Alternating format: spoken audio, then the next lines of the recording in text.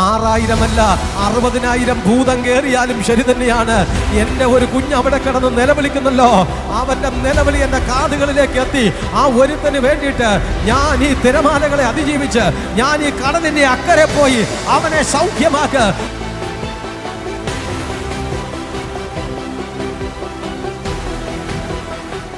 ലൂക്കോസ് സുവിശേഷം 8-ാം അധ്യായം 33 മുതലുള്ള വാക്യങ്ങൾ ഇങ്ങനെ എഴുതിയിരിക്കുന്നു. ഭൂതങ്ങൾ ആ മനുഷ്യനെ വിട്ട് പന്നികളിൽ കടന്നപ്പോൾ കൂട്ടം കടുംതൂക്കത്തോടെ തടാകത്തിലേക്ക് പാഞ്ഞു വീർപ്പുമുട്ടി ചത്തു. ഈ സംഭവിച്ചത് മേയ്ക്കുന്നവർ കണ്ടിട്ട് ഓടിപ്പോയി പട്ടണത്തിലും നാട്ടിലും അറിയിച്ചു. സംഭവിച്ചത് കാണുവാൻ അവർ പുറപ്പെട്ടു.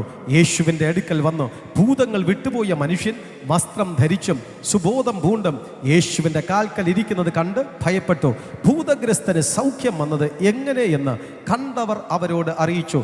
ഗരസേന്യാദേശത്ത് ജനസമൂഹമെല്ലാം ഭയപരവശരായി തങ്ങളെ വിട്ടുപോകണം എന്ന് അവനോട് അപേക്ഷിച്ചു.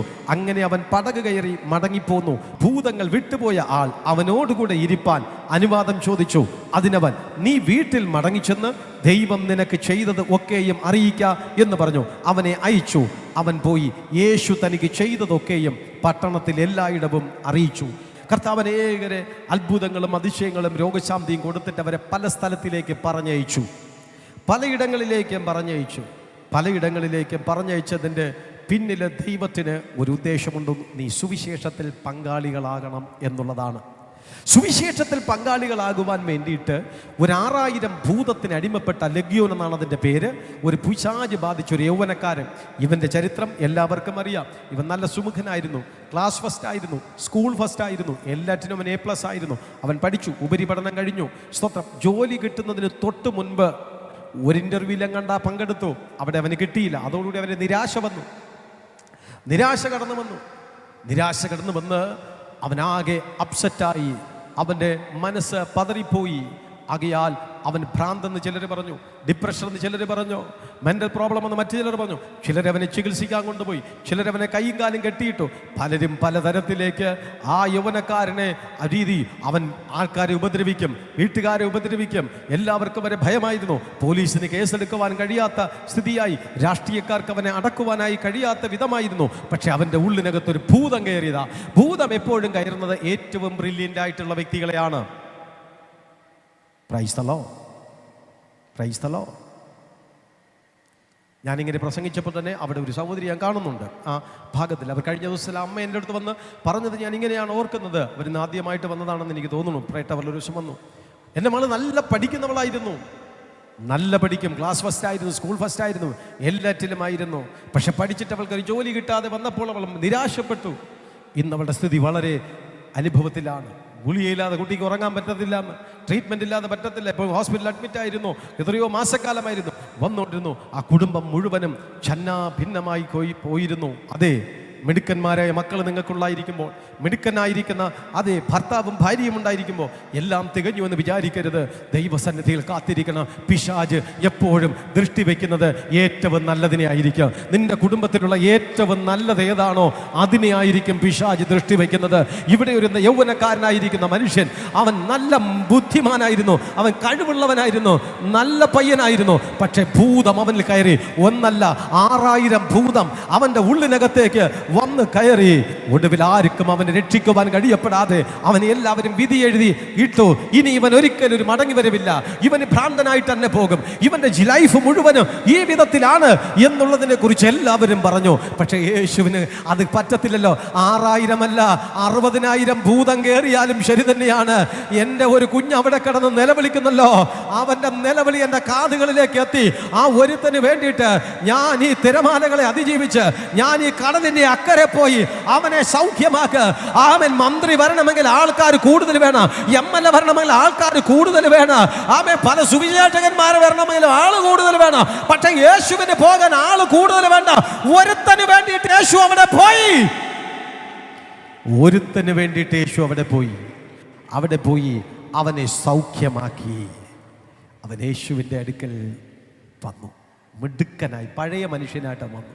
അതുവരെ എല്ലാവരും കല്ലെറിയുമായിരുന്നു, എല്ലാവരും ഉപദ്രവിക്കും, സ്വന്തമായിട്ട് ചതയ്ക്കും, കല്ലറകളിലാണ് അവന്റെ പാർപ്പ്, നന്നായിട്ട് ഡ്രസ്സ് ധരിക്കത്തില്ല. ഇങ്ങനെ ഉണ്ടായിരുന്നവൻ എല്ലാ വിധത്തിലുമായിരുന്നു. അവൻ യേശുവിൻ്റെ അടുക്കലിരുന്നിട്ട് ചോദിച്ചൊരു ചോദ്യമാണ്. ഭൂതങ്ങൾ വിട്ടുപോയ ആൾ അവനോട് കൂടെ ഇരിപ്പാൻ അനുവാദം ചോദിച്ചു. കർത്താവ് കുറേ പേരെയൊക്കെ ഇങ്ങനെ വിളിച്ച് കൂടെ ഇരിക്കാൻ വേണ്ടി ചിലരെയൊക്കെ വിളിക്കുക. ദൈവത്തിൻ്റെ ശുശ്രൂഷ ചിലരെ പ്രസംഗിക്കാൻ ഈരണ്ടായിട്ട് അയച്ചു. കർത്താവ് ചിലരെ കൂടെ ഇരിക്കുക ചുമ്മാ ഇരിക്കുകയല്ല, പ്രാർത്ഥിക്കാൻ വേണ്ടിയിട്ടാണ് ഇരിക്കുക. അപ്പോൾ പറഞ്ഞു ഏറ്റവും നല്ല പരിപാടി യേശുവിൻ്റെ കൂടെ ഇരിക്കുക. അപ്പോൾ അത്ഭുതങ്ങളൊക്കെ ചെയ്യണതൊക്കെ കാണാമല്ലോ, യേശുവിൻ്റെ പ്രസംഗം കേൾക്കാമല്ലോ. പിന്നെ ഒറ്റയ്ക്കൊക്കെ പോയി കഴിഞ്ഞാൽ വലിയ പാടാണ്.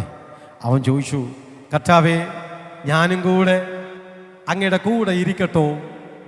അങ്ങ് എവിടെയെങ്കിലും പോയിരിക്കുമ്പോൾ അവൾ മറ്റേ ശിഷ്യന്മാരൊക്കെ ഇരിക്കുന്നതിൻ്റെ കൂട്ടത്തിൽ ഞാനും കൂടെ വന്നിരിക്കട്ടോ എന്ന് ചോദിച്ചു.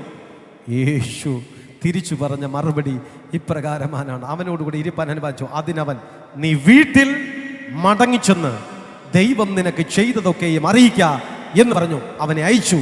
അവൻ പോയി യേശു തനിക്ക് ചെയ്തതൊക്കെയും പട്ടണത്തിലെല്ലായിടത്തും അറിയിച്ചു. നീ കൂടെ ഇരിക്കാനുള്ളതല്ല, നിന്നെ ഞാൻ സൗഖ്യമാക്കിയില്ലേ, നീ പട്ടണത്തിൽ ചെന്ന് എല്ലാവരോടും ഈ സൗഖ്യത്തെക്കുറിച്ച് പറയണം. നീ ചെന്ന് നിന്റെ വീട്ടിൽ ചെന്ന് പറയണം എനിക്ക് സൗഖ്യം കിട്ടിയതെന്ന്. അവൻ ആരെയും പേടിക്കത്തില്ല.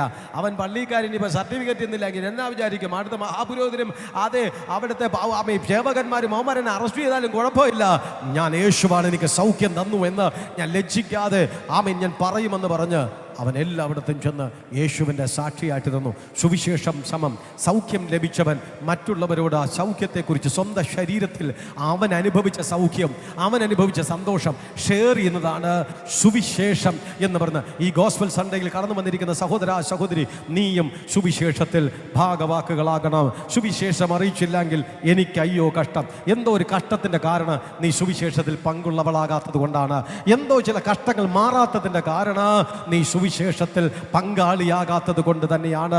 എന്തോ ചില അനുഗ്രഹങ്ങൾക്ക് നിനക്കൊരു തടസ്സം സൃഷ്ടിച്ചു കൊണ്ടിരിക്കുന്നത് നീ സുവിശേഷത്തിൽ പങ്കാളിയാകാത്തത് കൊണ്ടാണ്. ഇന്ന് ദൈവസന്നിധിയിൽ പറ, ഞാൻ ഉപവസിച്ചു, പ്രാർത്ഥിച്ചു, ദശാംശം കൊടുക്കുന്നു, കാണിക്ക കൊടുക്കുന്നു, സ്തോത്ര കാഴ്ച കൊടുക്കുന്നു, എല്ലാം ഞാൻ ചെയ്തു, പക്ഷേ അങ്ങോട്ട് ശരിയാകുന്നില്ല, ചില കാര്യാദികൾ ശരിയാകുന്നില്ലല്ലോ. നീ ദൈവസന്നിധിയിൽ തീരുമാനമെടുക്കണം. അതെ, ഞാൻ എല്ലാം ചെയ്തുവെങ്കിൽ ഞാൻ ഇതുവരെ ഒരു വ്യക്തിയോട് നാവ് കൊണ്ട് എൻ്റെ യേശു ചെയ്ത അനുഗ്രഹങ്ങളെക്കുറിച്ച് പറഞ്ഞില്ല, എനിക്ക് കിട്ടിയ നന്മകളെക്കുറിച്ച് പറഞ്ഞില്ല, എനിക്ക് കിട്ടിയ സമാധാനത്തെക്കുറിച്ച് പറഞ്ഞില്ല. അതാണോ എൻ്റെ ശരീരത്തിലെ തടസ്സം, എൻ്റെ രോഗശാന്തിക്ക് തടസ്സം? ആകിയാൽ ഞാൻ പറയും, ഞാൻ മറ്റുള്ളവരോട് പറയും, യേശുവിനെ കുറിച്ച് പറയും, യേശു ചെയ്ത അത്ഭുതങ്ങളെ കുറിച്ച് പറയും, യേശു ചെയ്ത അടയാളങ്ങളെ കുറിച്ച് പറയും, യേശു എൻ്റെ കുടുംബത്തിൽ ചെയ്തതിനെ കുറിച്ച് പറയും, യേശു എൻ്റെ ശരീരത്തിൽ ചെയ്തതിനെ കുറിച്ച് പറയും. അതത്രേ സുവിശേഷം.